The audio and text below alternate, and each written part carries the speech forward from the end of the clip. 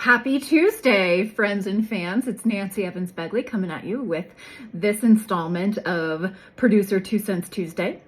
And I was at a little bit of a loss for a topic today. I've had several kind of juggling in my brain, and an event that took place literally 10 minutes ago is what has inspired this one today. And that is everything is figure-outable. Gonna let that sink in for a second. Being a producer, we get thrown a lot of curveballs, a ton of curveballs. 3 weeks before School of Rock opened, I lost my lead guitarist, I lost my drummer and percussion, and being that it was a 4-week run with 3 Friday morning school performances, it was daunting to think about trying to find total replacements for the entire run of that show. And we did it within 2 days. So I had everybody recontracted within 2 days, ready to go for first rehearsal. I think it was January 5th, January 8th, something like that, for the band. And, this was a good musician contract for a 4-week run. And I took a deep breath on December 31st, my husband's birthday, when I got the notice of these 2 things happening, and went, okay, got to start making phone calls. And we ended up with 2 of the most spectacular humans for that production. And I think it all worked out the way that it was supposed to anyway. During the production of Nonsense, things worked out the way that they were supposed to work out. We ended up having a little bit of a costume fiasco, and I was able to rent these from one of our cast members, the lovely and talented Jennifer Burnett, an award-winning and dear friend of mine. Very last minute. We also had some costumes that needed to be altered just very slightly for some of our actors. And I found a seamstress thanks to Jillian Webb. And everything is figure-outable. Also, during the rehearsal process for Nonsense, there was one rehearsal where my music director needed to arrive a little bit late, like 45 minutes late. Okay. It was totally fine. And when we all got to the theater for rehearsal, my stage manager had a family emergency and needed to go. Both things happened on the same day. So I did direct and choreograph that show as well as produce it. So I sat down on the floor with my cast of 5 nuns, and it was just the 6 of us in there. And I said, 2 things have happened today. We've had people's lives happen and take precedence over being here on time or being here for the full rehearsal. And I could just see the looks in their faces going, what is she going to say? Is she going to say that that can never happen again? Because that's kind of how the industry has been, right? Is one little thing, like human life event happens and you get fired. And it's not how I want to approach things. And I sat there and I was just sitting in second position, just kind of going, I just want to let you know that everything is figure-outable. And if something happens in your life, please don't be afraid to reach out to me, to your stage management team, and just let us know. You don't have to give us details, but we can always pivot. You have to be able to pivot and to get creative as a producer.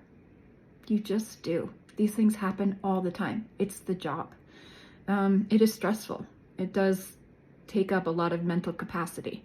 And sometimes things are just like overwhelming because they're happening all at once and you have 18 million fires to put out. But everything is figure-outable. The actor who inspired this topic today, I won't share names for the sake of privacy, but was feeling some anxiety about reaching out to me about the contract for Rock of Ages because a conflict popped up last minute, and a pretty important one. And I got this text message and I felt so terrible that this person was nervous to reach out because, again, that's how the industry has been.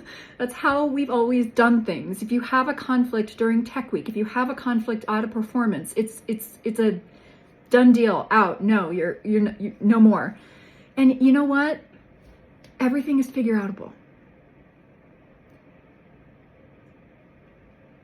everything is negotiable. If we want to work with outstanding people, we have to remember that they are people first. So I feel badly that this person was feeling anxious for 3 days.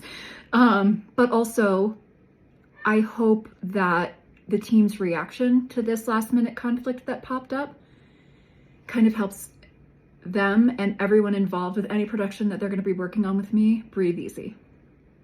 I do expect clear communication. I do expect conflicts to be approved and discussed in advance. And it's February 4th, y'all. We don't open until June 27th. We get time to figure this out. I do expect for people, if they are running late, if something is delayed for any reason, if they have to have a last minute absence because of an emergency that's popped up, I do expect to be notified about that within a reasonable amount of time. But we can always pivot. We can always pivot. We can always adjust. We can always make room for life to happen. I would love to see Colorado's theater market grow to become more of a major market than it currently is, with the amount of theater that's happening and with the stipends that are provided for actors and designers and technicians. A part of that, I believe fully, is being a welcoming environment for people to want to work with us.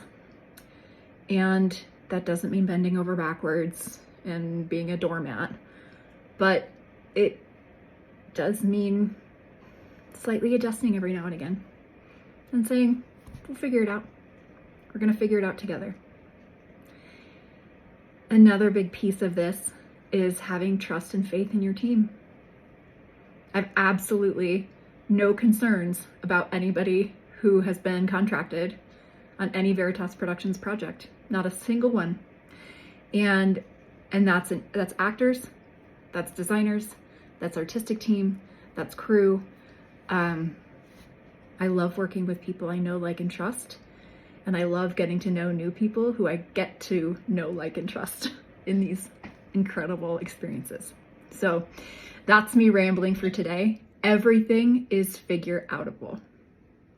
The question is, how do you navigate the uncertainty? Have a wonderful day. Love to see the comments on these posts when they pop up. And thanks for coming on the journey with me.